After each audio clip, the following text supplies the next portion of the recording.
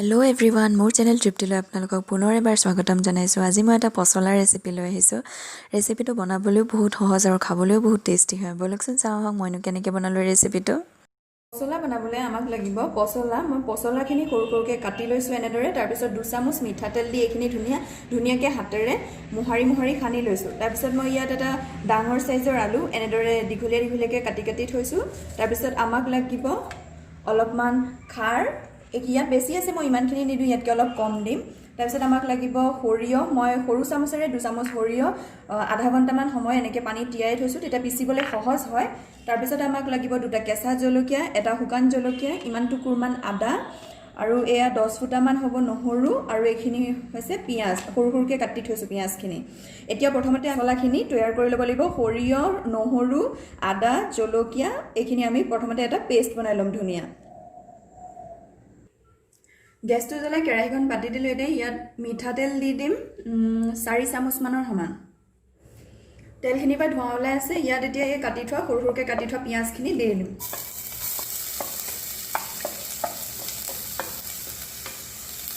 এতিয়া এইখিনি ধুনীয়াকৈ অলপ গল্ডেন কালাৰ অহালৈকে ভাজি ল'ম। পিঁয়াজখিনি এতিয়া ধুনীয়া সোণালী ৰঙৰ হৈ গৈছে। ইয়াত এতিয়া এই পিচি থোৱা সৰিয়হ, আদা, নহৰু, শুকান জলকীয়া, কেঁচা জলকীয়াৰ পেষ্টখিনি দি দিম।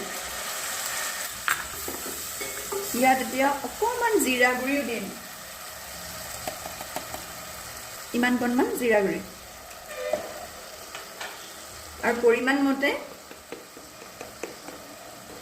হালধি দি দিম। আৰু আপোনালোকে মন কৰিব হালধিটো দিওঁতে, কাৰণ খাৰ দিম কাৰণে পচলাখিনি কমি যাব, পিছত কমি যাব, যিমানটো পৰিমাণ থাকে তাতকৈ বহুত কমি যায়, সেইকাৰণে হালধিটো ভালকৈ দিব। আৰু ইয়াত এতিয়া নিমখ দি দিম। নিমখটো কমকৈ দিম, বেছি নিদিওঁ। আৰু এতিয়া এই মছলাখিনি ধুনীয়াকৈ তেল এৰালৈকে ভাজি ল'ম। মছলাখিনি ধুনীয়াকৈ ভাজ খাই গৈছে, মছলা আৰু তেল বেলেগ বেলেগ হৈ গ'ল। এতিয়া ইয়াতে কাটি থোৱা পচলা আৰু আলুখিনি দি দিম।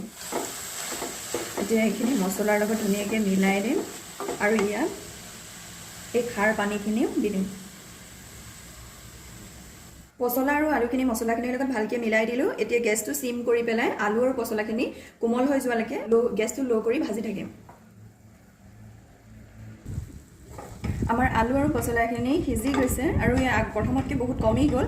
মই এয়া 5-10 মিনিটৰ মূৰে ঢাকনা আঁতৰাই লৰাই এতিয়া এইখিনি ধুনীয়াকৈ সিজি গ'ল। ইয়াৰ পানীখিনি এতিয়া ঢাকনাখন নিদিয়াকৈ অলপ শুকাবলৈ থৈ দিম। গেছটো নবহাওঁ, গেছটো মিডিয়াম কৰি থৈ দিম।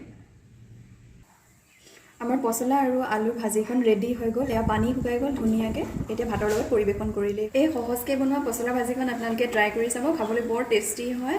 আৰু ভিডিঅ'টো যদি ভাল লাগিলে লাইক কৰিব, ফেমিলি আৰু ফ্ৰেণ্ডছৰ লগত শ্বেয়াৰ কৰিব, আৰু মোৰ চেনেলটো ছাবস্ক্ৰাইব কৰি দিব। ভিডিঅ'টো শেষলৈকে চোৱাৰ বাবে ধন্যবাদ।